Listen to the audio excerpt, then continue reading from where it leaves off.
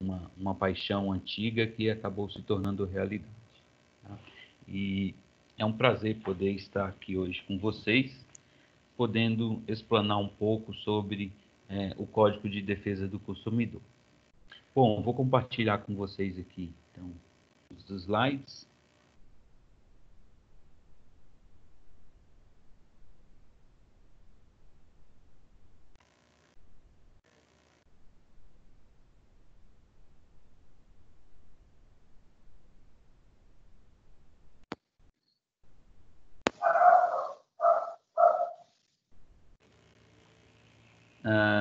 Estão visualizando minha tela, professora?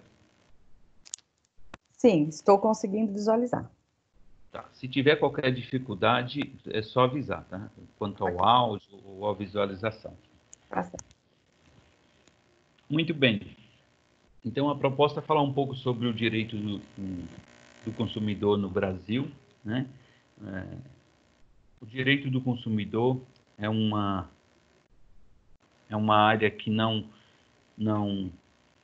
estava previsto na legislação brasileira. Até a Constituição de 88, havia apenas algumas leis específicas relacionadas às relações de consumo, mas não necessariamente o direito do consumidor como um todo, a relação de consumo como um todo. Então, a Constituição, a partir da Constituição de 88, surgiu a primeira citação à defesa do direito do consumidor. Isso está no inciso 32 do artigo 5º, o artigo 5º, que é o artigo mais importante da Constituição, porque trata dos direitos humanos. Então, portanto, o direito do consumidor é um desses direitos, também é entendido como uma cláusula pétrea, né, uma das cláusulas que são protegidas pela Constituição. Também no ADCT, né, que é o Atos das Disposições Constitucionais Transitórias, que define os rumos que serão tomados a partir da Constituição, ele determinou que o Congresso Nacional teria que criar o Código de Defesa do Consumidor dentro de até 120 dias. Bom, isso ocorreu 2 anos depois, com a Lei 8.078. Né? A Lei 8.078, então, foi o Código de Defesa do Consumidor. É uma legislação relativamente nova, inovadora, comparada com o mundo como um todo. O Código de Defesa do Consumidor brasileiro, ela é uma legislação muito promissora, né? Considerada aí uma legislação que visa proteger o consumidor em si. Portanto, temos que entender aí um pouco do que é o consumidor. Bom, o Código de Defesa do Consumidor, ele é uma norma principiológica, ou seja, ele não tem regras muito específicas que direcionam literalmente as relações de consumo. Ele é basicamente regido por princípios constitucionais, né? Ele visa alguns princípios para proteger os interesses da parte mais fraca nessa relação, que é a relação de consumo, né? Ele tem a finalidade exatamente essa, de tutelar e regularizar as relações de consumo, protegendo o consumidor. Por exemplo, a obrigação de ter uma cópia do Código de Defesa do Consumidor em qualquer estabelecimento comercial é uma forma de facilitar a proteção do consumidor, para que ele possa consultá-lo a qualquer momento enquanto estiver nesse estabelecimento. Tá? Quando ele tiver uma dúvida sobre os seus direitos ou que ele não tiver uma certeza que seus direitos estão sendo cumpridos pelo estabelecimento comercial.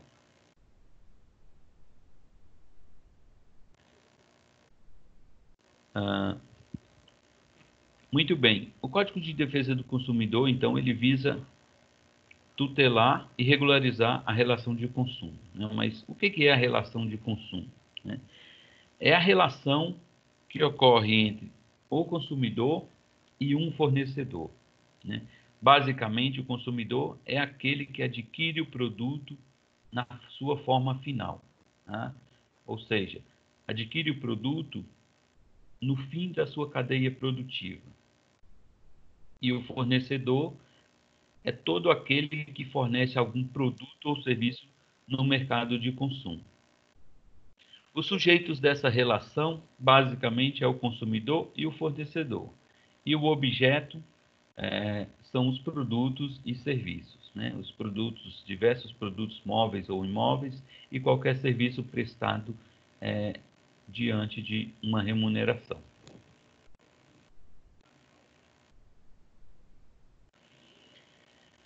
Bom, o consumidor é a parte vulnerável dessa relação de consumo. Portanto, o Código de Defesa do Consumidor, ela é uma norma do direito público. Ela é uma norma em que o Estado pode interferir para proteger a parte mais fraca dessa relação, né? No artigo 2º, o Código de Defesa do Consumidor define consumidor como toda pessoa física ou jurídica que adquire ou utiliza produto ou serviço como destinatário final. Então, nem todo negócio jurídico envolvendo uma compra, o consumo de um produto, ele é tido como o consumidor é considerado um consumidor, né? Quem adquire o produto é considerado consumidor. Nem todas as situações, né? Ele tem que ser como destinatário final, independente de ser uma pessoa física ou jurídica. Ou seja, uma empresa pode adquirir de um pequeno comerciante alguma coisa e a empresa ser considerada a parte vulnerável? Sim, pode acontecer, tá? Um exemplo de consumidor é qualquer pessoa que adquire um produto através da relação direta, do consumo direto, numa lanchonete, numa loja, ou qualquer pessoa que adquire um produto através de um meio não presencial, não físico, né? Através da internet, do telefone, através de catálogo, tá? Desde que a aquisição desse produto seja como destinatário final. Para esse conceito de consumidor, previsto no artigo 2º, né, também pode ser considerado consumidores a coletividade de pessoas, ainda que indetermináveis, que haja intervindo nas relações de consumo. Ou seja, todas as pessoas que podem ser consumidores, que têm alguma possibilidade de adquirir produto, mesmo que não tenha feito diretamente. Por exemplo, quando se fala da coletividade, somos todos nós que podemos consumir produtos. Quando falamos um fornecedor de algum produto muda o conteúdo da embalagem, a quantidade. Não sei se vocês lembram, há um tempo, sei lá, os cremes dentais tinham por padrão 90 gramas. Eles, de repente, mudaram para 70 gramas e cobrar o mesmo preço. Isso não pode acontecer. Para isso acontecer, tem que ter autorização de alguns órgãos e, mesmo assim, o fornecedor tem que informar na embalagem todas essas mudanças, tá? Então, se acontece sem uma autorização dos órgãos de proteção do consumidor, o Estado pode agir de forma a proteger a coletividade de pessoas. Então, são essas coletividades de pessoas, mesmo que não sejam determináveis.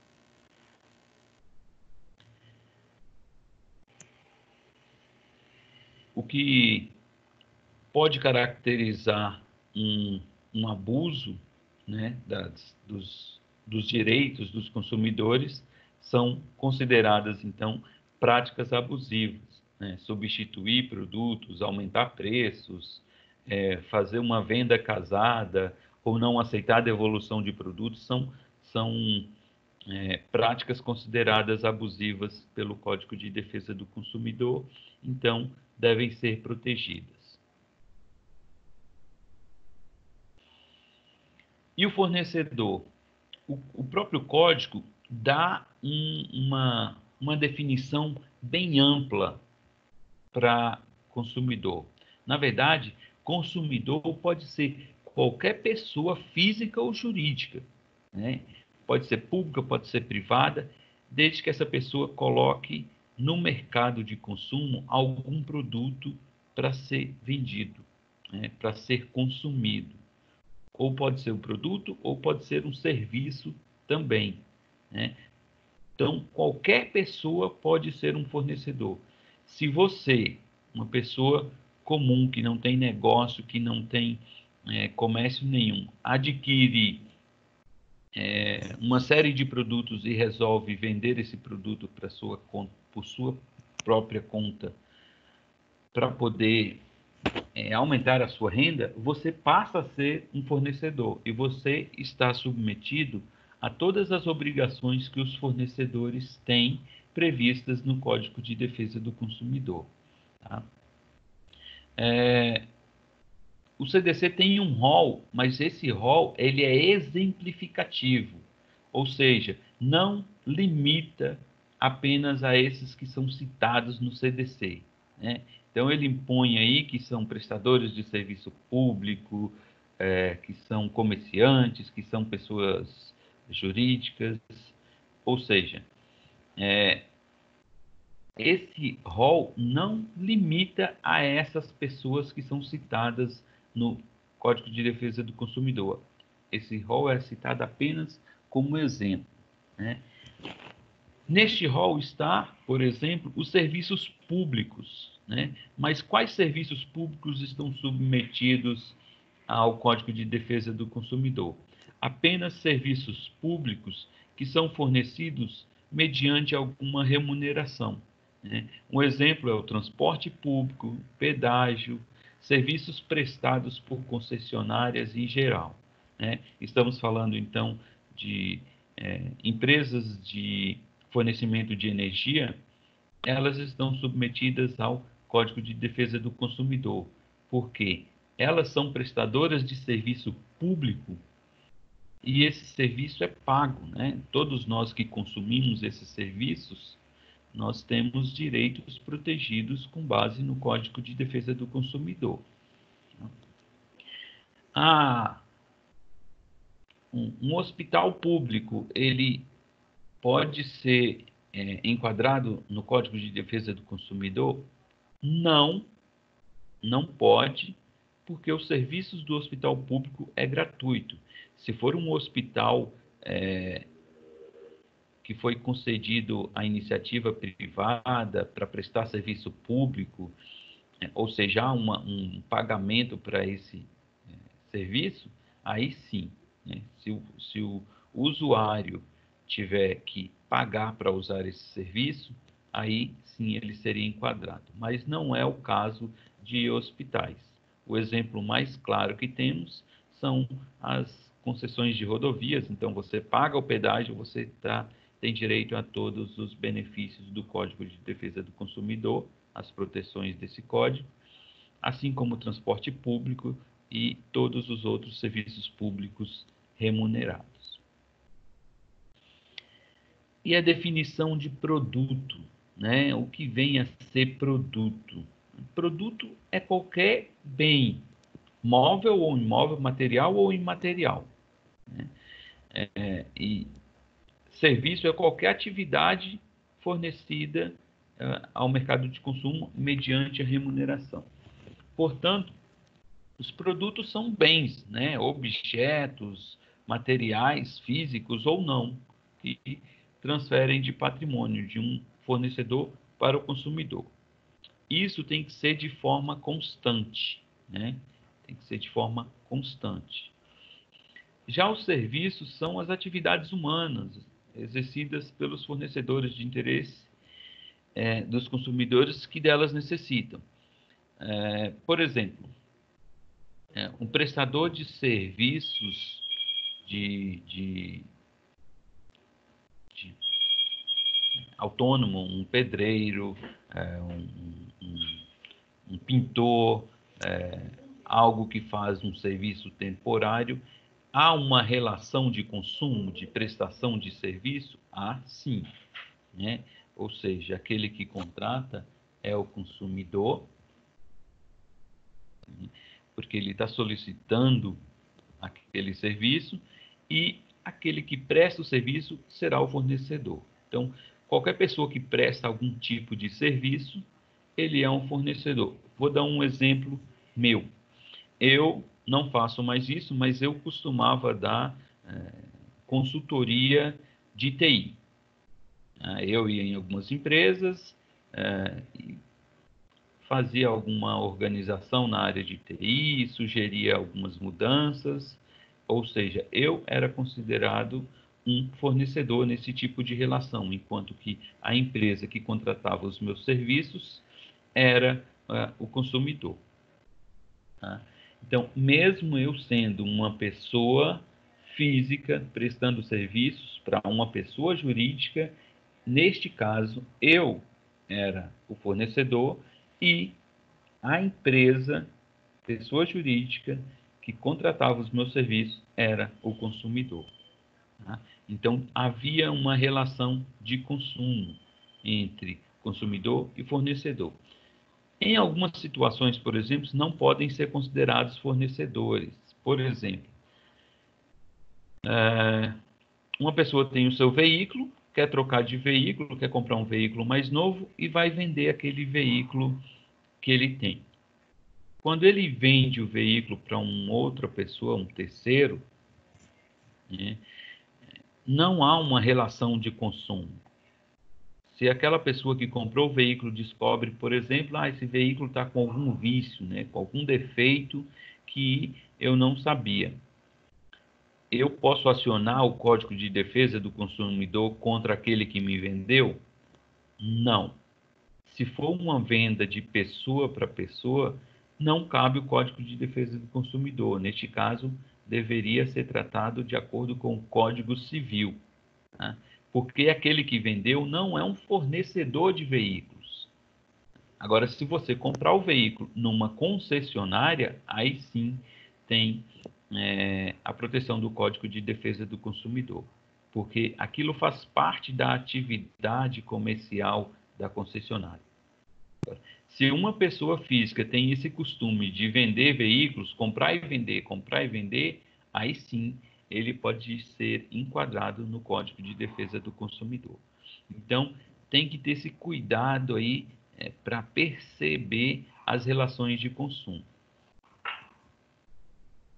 Bom, definidos então que é um consumidor, que é o fornecedor e o produto, vamos falar um pouco dos princípios, né?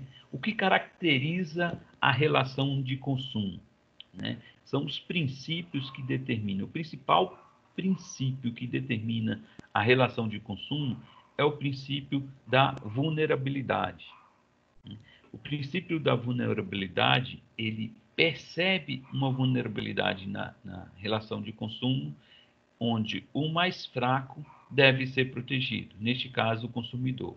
A vulnerabilidade podem ser de três tipos. A vulnerabilidade técnica, que é aquela em que o consumidor não conhece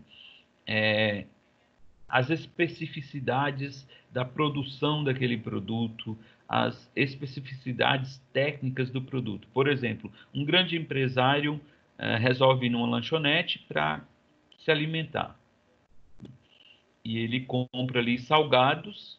Nessa relação de consumo, o grande empresário, mesmo sendo uma pessoa que tem mais condições financeiras, mais condições de conhecimento, ele é considerado a parte vulnerável, porque a vulnerabilidade técnica, ele pode ser enquadrado na vulnerabilidade técnica, porque ele não sabe como aquele salgado foi fabricado. Ele não sabe se os produtos utilizados ali estavam de acordo com a legislação, se não estavam vencidos, se estavam em boa qualidade. Então, ele é o vulnerável dessa relação. né? Outro tipo de vulnerabilidade é a vulnerabilidade jurídica. Essa vulnerabilidade está relacionada aos contratos, principalmente, né? Quando a parte mais fraca não sabe das armadilhas, não conhece as entrelinhas de um contrato, né? Nas relações de consumo. Então, quando isso não está claro, é uma vulnerabilidade jurídica para aquele que não entende as consequências de firmar esse tipo de contrato. Outra vulnerabilidade é a vulnerabilidade fática. A vulnerabilidade fática ela está relacionada à relação de consumo entre pessoas que podem ser consideradas hipossuficientes, mas não hipossuficiência física, mais voltado para hipossuficiência intelectual. Por exemplo, vender algum produto para crianças ou para um idoso. Isso é muito comum, aqueles empréstimos, né? Como temos aqui essa figura para ilustrar a situação. Algumas instituições que resolvem aproveitar os aposentados e a sua situação para poder oferecer empréstimos, muitas vezes abusivos, um em cima do outro, onerando os recebimentos de um aposentado. Isso pode entrar como uma vulnerabilidade fática na relação de consumo. Esses contratos podem ser anulados se isso for comprovado. Outro princípio muito importante é o princípio da transparência, né? Que esse princípio ele impõe aí ao fornecedor algumas obrigações, né? As obrigações de informar de forma adequada, clara, compreensível todas as características do produto, inclusive se esse produto pode causar algum dano, se não pode, a composição desse produto. É muito comum observarmos isso nas embalagens dos produtos, que tem ali uma série de informações que são obrigatórias, tá? Então, é o princípio da transparência. Ele também abrange aí a proteção publicitária, né? Que cuida da propaganda. As propagandas não podem ser abusivas, né? Ou seja, aquelas propagandas que tentam vender o produto usando da má-fé, usando da coerção emocional do consumidor ou através do medo, né? Então, são consideradas propagandas abusivas, né? Ou seja, vender um remédio para alguém falando que se a pessoa não comprar, ela pode morrer, né? Coisas bem abusivas. Estou sendo bem sensacionalista aqui, né? Mas para ilustrar a situação, né? Então, e também a acessibilidade. Todas as informações a respeito do produto devem ser acessíveis. Então, por isso que tem que ter ali nas embalagens, por exemplo, um serviço de atendimento ao consumidor, que é obrigatório, faz parte do princípio da transparência. Outro princípio é o princípio da boa-fé objetiva. Esse é um princípio aplicado não só ao fornecedor, mas todas as partes da relação de consumo, né? Então, neste caso, o Código de Defesa do Consumidor determina que o consumidor também deve agir com a boa-fé. Então, pode ter casos que o consumidor, aproveitando-se da situação, queira levar vantagem usando o próprio Código de Defesa do Consumidor para levar vantagem de um fornecedor. Então, ele é aplicado a todos os sujeitos da relação de consumo, né? Ele prevê, então, uma conduta lícita, ou seja, você adquiriu um produto, esse produto teve algum defeito, e você relata e pede a substituição desse produto, de acordo com a norma, né? Tem um período aí, se o produto é de consumo, se é um produto, se é um bem não durável até 30 dias, se é um bem durável até 90 dias, né, que é aquela garantia. E também visa coibir as cláusulas e práticas abusivas aí por parte tanto do fornecedor quanto do consumidor. Então, a pessoa que age com má fé, o consumidor que age com má fé, também pode ser punido neste caso. Tá? Alguns exemplos de práticas abusivas aí proibidas, então, pelo Código de Defesa do Consumidor, normalmente relacionadas ao fornecedor. Tá? Por exemplo, a má-fé, a má prestação de serviços públicos. Né? Já falamos aqui do serviço público, pedágio, transporte público. Então, você tem direito de reclamar se está andando em ônibus sujo, você tem o direito de reclamar. Né? Como consumidor, você tem o direito de pegar um ônibus que tenha condições mínimas de higiene, faz parte dos seus direitos. A venda casada é um clássico, né? Principalmente envolvendo bancos. A venda casada é quando você só pode comprar um produto se comprar o outro. Não sei se vocês lembram dos McLanche Feliz, né? Você comprava o lanche para ganhar um presente, um brinquedinho. Era obrigatório você comprar o lanche. Se você quisesse só o brinquedo, não poderia. Então, o McDonald's acabou sofrendo algumas ações por isso, como venda casada, e durante um tempo ele acabou adotando a possibilidade de vender o brinquedo. Não era muito vantajoso, porque o brinquedo era do valor do McLanche Feliz. Então, você comprava o McLanche e levava o brinquedo. Né? Então, mas quando há essa obrigação de você só pode adquirir um produto se comprar o outro, isso é considerado venda casada e é uma prática abusiva. Isso é muito comum também nos bancos, quando você vai pedir um empréstimo, só libera o empréstimo se você fizer um seguro, se você fizer um consórcio, se você fizer uma capitalização, também é considerado venda casada. Recusar em cumprir a oferta anunciada, e principalmente agora nesses momentos de pandemia, né? A gente vê muitas promoções aí nos sites, quando você acessa, coloca no carrinho, quando vai pagar, o preço é outro, não é aquele que está anunciado, o link parece que mudou, ou então o produto não tem mais, né? Então, o fornecedor ele é obrigado a, quando anunciar uma oferta, ser claro no valor do produto, na venda à vista, na venda a prazo, né?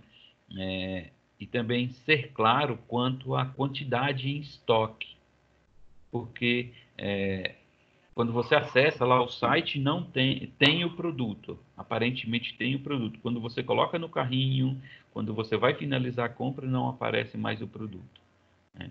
Então, o site tem obrigação, o fornecedor tem obrigação de dar essas informações. O que entra aí também naquele princípio da transparência. Hoje acabou mais, mas era mais comum o envio de cartão de crédito sem solicitação. As operadoras enviavam o cartão para sua residência com o seu nome, com seus dados, e já começavam a cobrar a anuidade. Isso é uma prática abusiva clássica que foi acabou sendo aí sofrendo várias ações e acabou diminuindo, e hoje em dia é bem raro isso acontecer. Tá? Também em compras pela internet, todo o consumidor tem direito a desistir dessa compra, né, de qualquer produto adquirido, até 7 dias de compra feita. Não é só compra feita pela internet, tá? Qualquer compra feita não de forma presencial, ou compra pela internet, ou telefone, ou catálogo, tá? Então, qualquer tipo de compra dessa forma, você pode desistir em até 7 dias. Imagina essa seguinte situação. você tem aqueles catálogos de cosméticos, né? De várias empresas aí, Natura, Boticário, e você compra ali da consultora um produto qualquer. Quando você recebe, você não gostou do perfume, você não acha que aquele produto é o que você queria e você quer desistir, você pode desistir. Você tem até 7 dias para poder desistir. A mesma coisa compras pela internet. Você faz uma compra pela internet, recebe o produto. Se você não gostou, você pode devolver o produto. Inclusive, você não tem que dar satisfação nenhuma, justificativa nenhuma. E você tem direito de receber todos os valores que foram envolvidos na relação de consumo, inclusive o valor de frete. Tá? Tem empresas que falam, você pode devolver, mas o frete é por sua conta. Não, está errado. Você tem direito de receber tudo que você investiu, todo o valor, inclusive o valor do frete, e não ter nenhum custo com a devolução do produto. Outra prática abusiva é elevar o preço do produto sem justa causa, né? Também é comum isso pela internet. Você vê o anúncio do site, você clica, quando você vai finalizar a compra, o preço do produto muda, né? Isso é uma prática abusiva. Isso é só um exemplo, né, do que é mais comum a gente ver. Mas isso pode acontecer no mercado normal. Você vai numa loja qualquer, tem um produto anunciado lá na porta, você entra, quando você compra e finaliza a compra, quando passou no seu cartão, você viu que o preço era outro. Tá? Então, você pode devolver esse produto e pedir todo o seu dinheiro de volta. Isso é uma prática abusiva. Outra forma de prática abusiva é o constrangimento, né, ou ameaça ao consumidor na cobrança de débitos. Quando você é cobrado, o fornecedor tem o direito de cobrar? Tem o direito. Ele tem o direito de fornecer, de informar o devedor, o consumidor sobre um produto, uma dívida que não está quitada.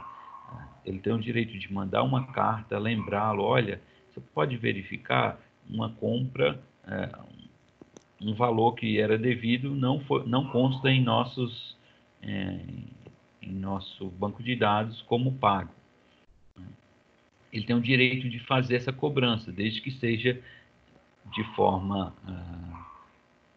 a não constranger a pessoa. Tá? Tem que ser uma forma que a pessoa não se sinta constrangida, não seja pública, não sendo coagida. Ou você paga, ou então eu vou te difamar, né? Eu vou falar de que você é um mau pagador. Então, isso é um constrangimento. Era uma prática muito comum em bar, em boteco, sabe? Na vila, na cidadezinha pequena, os maus pagadores, o dono do bar vai lá e fazia uma lista de maus pagadores e colocava lá na parede do seu estabelecimento. Isso é considerado uma prática abusiva, né? E pode ser que implicar até danos morais aí para o fornecedor.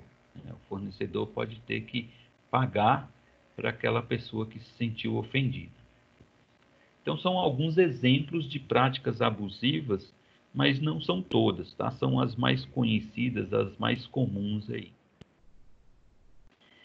E outros princípios aí, o princípio da harmonia e o equilíbrio nas relações de consumo. É o princípio que prevê, então, a proteção da parte mais fraca, né, visando a igualdade nessa relação, né, relação de consumo, numa relação jurídica.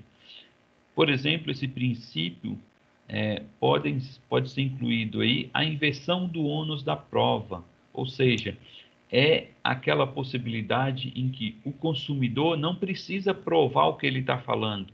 Quem tem que provar é o fornecedor, né?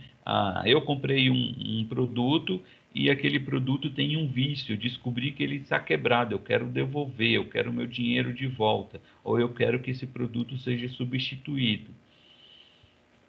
Quem tem que provar que esse produto não tem um vício é o fornecedor e não o consumidor.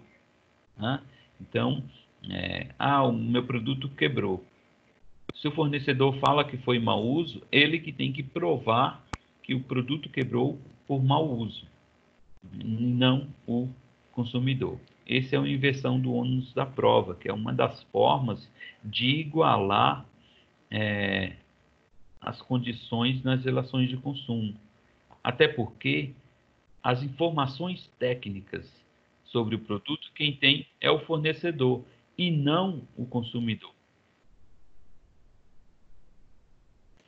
E quais são os direitos básicos, então, do consumidor? O CDC define aí alguns direitos básicos do consumidor. A proteção da saúde e da segurança. Essa proteção da saúde e segurança, ela se refere que o consumidor não pode fornecer produtos que possam trazer riscos à saúde e à segurança do consumidor. Mesmo se esses produtos forem, o risco for inerente a esses produtos, ou seja, esse produto tem riscos, faz parte do produto, o consumidor tem que informar isso na embalagem. Ele tem que dar todas as informações possíveis. Na figura aí eu exemplifiquei as embalagens de alimentos que são feitos com produtos transgênicos.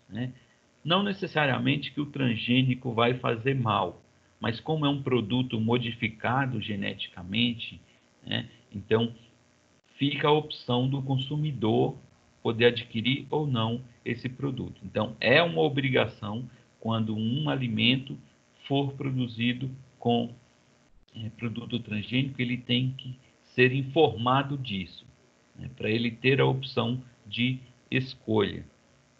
Então, também entra aí no princípio da transparência, a publicidade.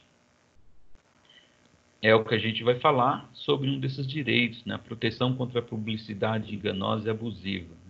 O consumidor tem o direito de exigir que tudo que é anunciado seja cumprido, ele tem o direito de exigir que o que foi prometido no anúncio seja cumprido. Ou o consumidor pode cancelar os produtos que ele comprou, e ter o seu dinheiro devolvido. São alguns dos direitos aí. Qualidade e eficiência dos serviços públicos em geral. O Código de Defesa do Consumidor garante que esses produtos sejam de qualidade. Por exemplo, é muito comum você contratar serviços, como, por exemplo, operadora de telefonia, e você firma lá aquele faz um pacote e faz um contrato de permanência. Você fica 12 meses, você está amarrado àquilo 12 meses. No entanto, se esse produto falha, se ele tem problemas, você pode acionar o Código de Defesa do Consumidor e interromper esse contrato sem pagar multas, porque está faltando a qualidade e eficiência desse serviço. Os serviços de telefonia, as operadoras de telefonia, elas estão fornecendo serviços públicos. Elas são concessionárias de serviços públicos. Então, elas têm que fornecer esses serviços com qualidade. Se não tem qualidade, ela não pode cobrar fidelidade. Então, o direito do consumidor prevê isso. A publicidade enganosa, aí, a figura que ilustra, quando você tem a propaganda do sanduíche na TV, ela é toda bonita, perfeita e apetitoso. A realidade, quando você chega, é outra coisa. Então, você pode adquirir um produto e se quando você receber você acha que não está do jeito que foi anunciado, você pode devolver e pedir o seu dinheiro de volta. E aqui os serviços de telefonia, né? Os péssimos serviços de telefonia público, né? Os serviços públicos, a obrigação aí, então, dos prestadores desse serviço. Também a liberdade de escolha de produtos e serviços, por isso a maior quantidade de informações possíveis para que o consumidor possa ter direito de escolha. Por isso aquela informação sobre o transgênico. É uma liberdade do consumidor consumir ou não aquele produto. Se não tem, o consumidor fica enganado. Ele pode estar consumindo produtos feitos com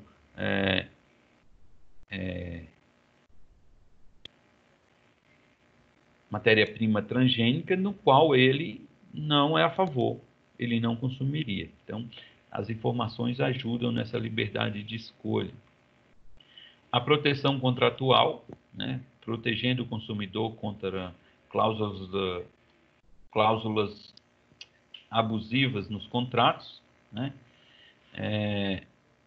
e quando as cláusulas não são cumpridas pelo fornecedor, né, ou se elas forem prejudiciais a um consumidor.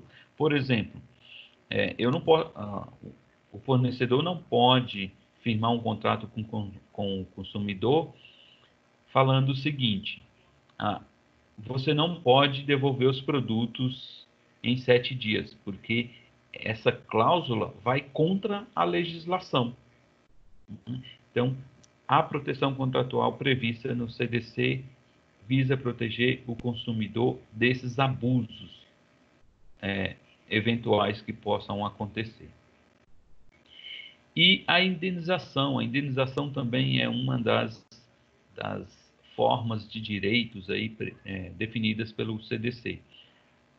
O mais comum é quando você pode ser cobrado duplamente por um serviço ou cobrado a mais por um serviço ou produto que você utilizou. Quando isso acontece, você tem direito de ser indenizado, né? Quando você, por exemplo, tem uma conta de luz, a conta de luz é R$ 200 e de repente cobraram de você R$ 300, né? Você pode exigir que o valor cobrado a mais seja pago em dobro, né? E dependendo de alguns casos, você pode ter, inclusive, requerer uma indenização por danos morais. A única exceção dessa questão do valor cobrado a mais, né, é se for identificado que a cobrança foi feita de forma enganada, foi um equívoco justificado, né, e a empresa se retratou. É só em alguns casos específicos. E em que casos cabem os danos morais? Por exemplo, você pagou contas, né, e a empresa te cobrou essas contas mesmo assim e ainda sujou o seu nome no mercado, né, colocou o seu nome nos órgãos de proteção ao crédito como você é um mau pagador, sendo que você pagou. Então, você tem direito de receber o que você já pagou, o que foi cobrado de você em dobro, e ainda ser indenizado por danos morais, porque você foi visto, então, como um mau pagador nos órgãos de proteção. O acesso à justiça, né? O Código de Defesa do Consumidor facilita bastante isso. Você tem órgãos aí de consumidor, PROCON, delegacias do consumidor, associações de defesa do consumidor, que são órgãos previstos pela legislação para proteger o consumidor. Além disso, o consumidor tem acesso direto à justiça nos juizados especiais, sem a necessidade, inclusive, de advogados para requerer seus direitos, né? A pessoa pode ir direto a um juizado especial e requerer que a justiça seja feita quanto a um direito ferido. Pode acessar a justiça de forma gratuita e requerer, então, um ressarcimento aí por parte do fornecedor. Complicado. à facilitação da defesa dos direitos do consumidor, né?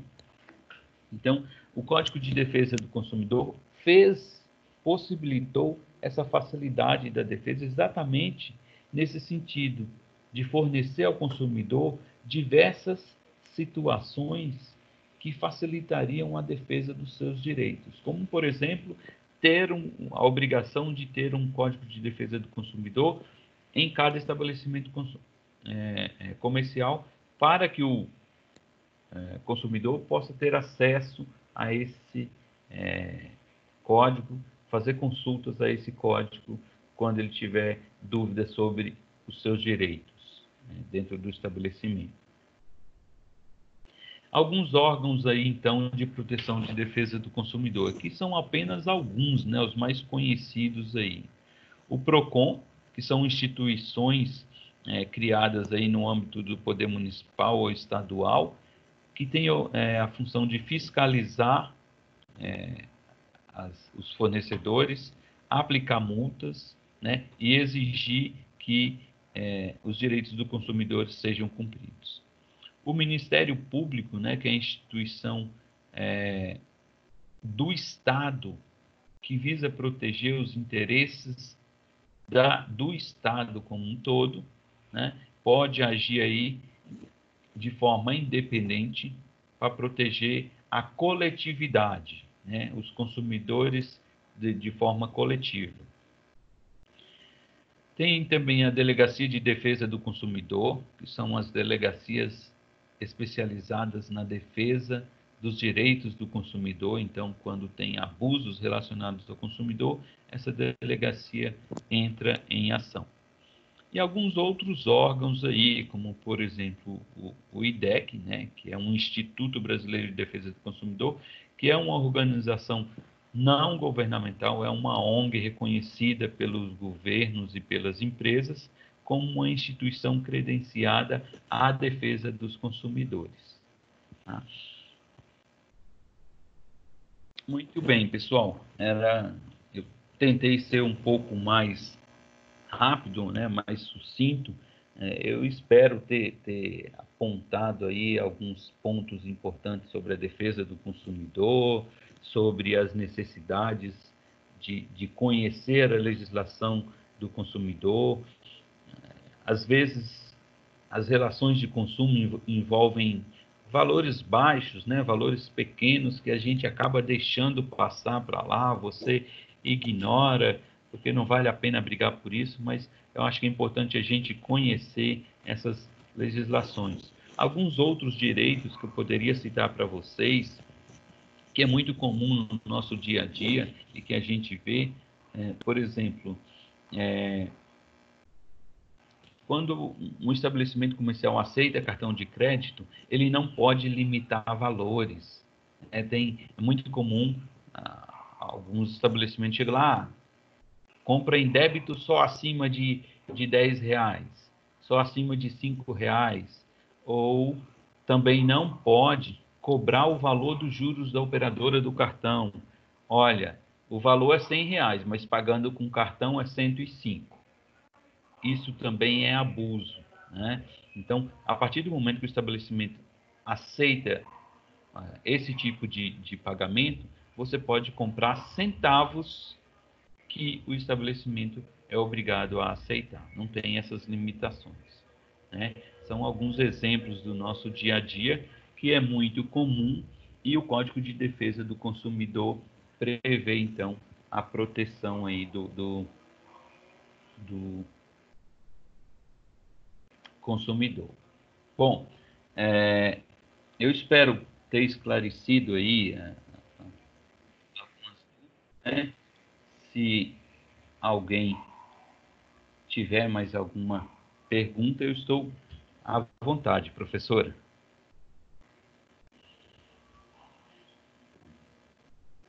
Muito obrigada, doutor Augusto. Foi muito esclarecedora, né? Acho muito importante, como consumidores, realmente nós praticarmos aquilo que é nosso direito, né? Eu acompanhei aqui pelo chat, até perguntei, os alunos realmente não estão fazendo pergunta. Vamos lá, temos aqui. Tem um aluno aqui perguntando, ó, o Diego. Ele comprou um notebook no valor de 1.500, sendo que a prestadora do cartão, no parcelamento, ele foi cobrado da taxa no parcelamento. Ah, Acabou tá. Ó, cobrando o triplo. neste caso, Diego, é um daqueles abusos lá que eu falei para você, né? Neste caso aí, você tem que verificar com a prestadora. Se é a prestadora, no caso aí, se é a fornecedora de serviço, se é a loja que você comprou, ou se foi erro da fornecedora do cartão de crédito, né? Administradora do cartão de crédito. Normalmente isso é um erro, eles podem corrigir, mas se o erro persistir, é cobrança indevida. Normalmente, quando é a operadora do cartão de crédito, eles percebem que é um erro e corrigem.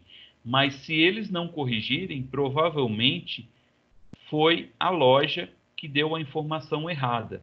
Se a loja fez isso e não corrigir, você tem o direito de receber o valor cobrado a mais em dobro, tá? Cabe a ação, sim, você pode.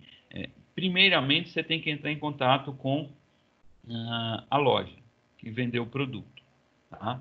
Tem que entrar em contato por e-mail, por mecanismos que você possa guardar meios de prova, entra por e-mail, entra no site da loja, se for no site, verifica direitinho se a loja tem a opção de saque. Se você falar por telefone, grave a conversa, né? Tem aplicativos que façam isso. Apesar do ônus da prova ser do fornecedor, sempre é bom acrescentar provas para ajudar o juiz. Tá? Então, se você juntar aí a fatura do cartão de crédito, as suas tentativas de solucionar o problema, de corrigir o erro, e essa solução não foi feita, cabe ação sim. Tá? Você pode ter esse valor ressarcido e receber em dobro. Recentemente teve um exemplo que vou citar para vocês. Em um caso, a pessoa adquiriu passagem aérea de avião, né? Aconteceu algo bem parecido com você. Ao invés de cobrar uma passagem, no caso foi a Decolar, né? Acabou cobrando duas passagens, dois valores. Então, o consumidor entrou com um pedido, né? Primeiro tentou resolver com a Decolar empurrou para a empresa de aviação e a empresa de aviação devolvia. Toda essa documentação foi armazenada e a pessoa pediu na justiça, então, o ressarcimento. Tá? Na primeira, na primeira audiência, o juiz já decidiu e definiu, então, o desconto, a devolução do valor em dobro, né?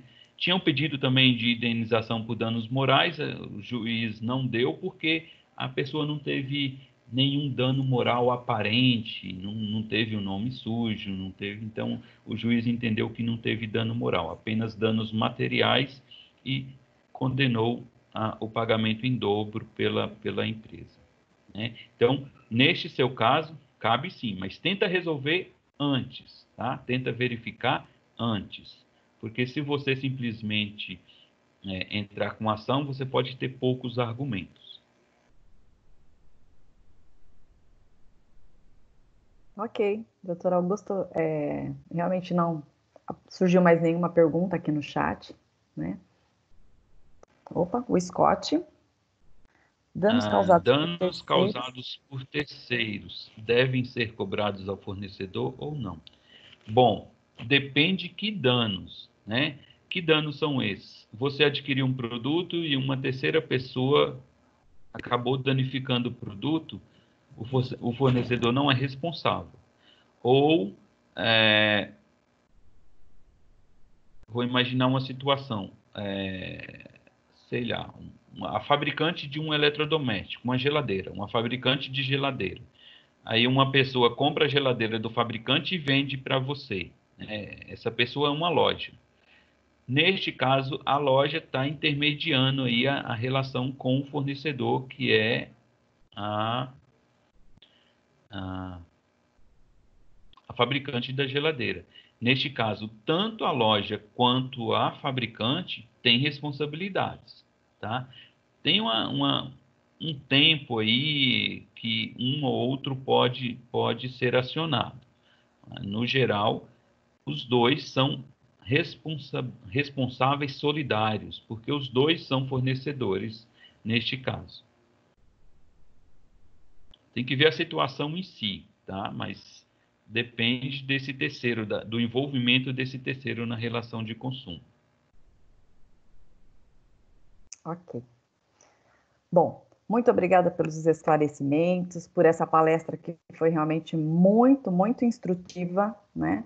E como consumidores realmente precisamos colocar em prática os nossos direitos, que realmente negligenciamos nisso, até mesmo por falta de conhecimento, né? Então, espero aí que essa geração que teve essa oportunidade de receber essas informações façam uso dela, né? No seu dia a dia, porque no dia a dia nós realmente acabamos, às vezes, negligenciando por centavos, né? Mas não devemos Exatamente. negligenciar, né? Devemos realmente colocar em prática os nossos direitos, tá? Eu vou agradecer em nome da ETEC. Muito, muito, muito obrigada mesmo por dispor do seu tempo, do seu conhecimento. E, mais uma vez, ficamos aqui também à disposição com novos assuntos que você realmente possa estar aí contribuindo, né, com a gente. Por favor, fale com o Luiz Fernando aí, que é o nosso contato com você. E vai ser um prazer poder receber mais informações, mais conhecimento e assim esclarecermos a sociedade, né? Então, agradeço aos jovens aqui pela participação. Eu vou ficar de olho no chat. Se tiver mais alguma coisa, professor doutor Augusto, se você me permitir, a gente pode encaminhar para você por e-mail? Sim, com certeza. Tá? Eu estou à disposição. Se precisar de qualquer coisa, estou à disposição. Pode falar com o Luiz Fernando, pode me procurar. Estou à disposição para ajudá-los no que for possível. Tá ótimo. Viu? Tem uma pergunta, né? Tem mais uma pergunta aqui. Deixa eu ver. Do Scott.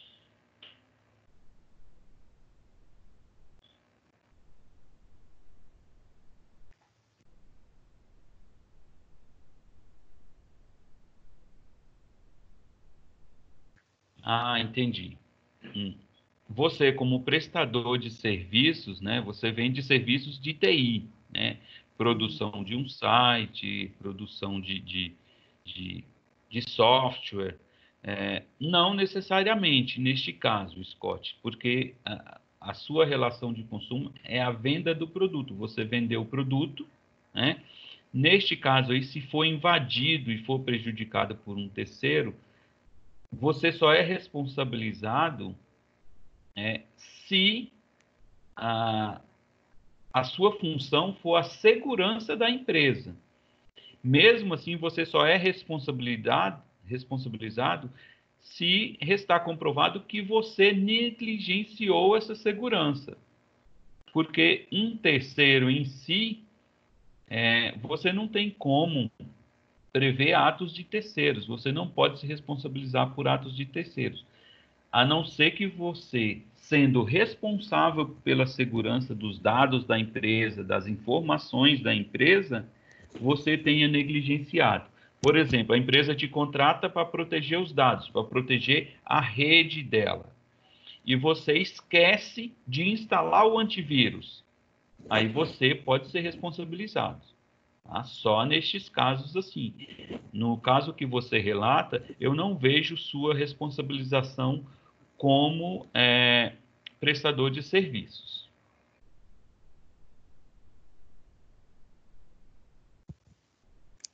Tá ótimo, então. Muito obrigada, viu, doutor Augusto? Esperamos aí em breve poder ter mais, né, palestras instrutivas como essa, né, esclarecedoras como essa, tá? Em nome da ETEC, mais uma vez, eu agradeço. Daqui, infelizmente, temos um horário para cumprir, estamos indo para o final do nosso workshop, tá bom? E espero realmente que possamos nos ver em outros eventos. Eu que agradeço, professor, estou à disposição. Muito Obrigado a obrigada. todos. Bom dia, bom fim de semana.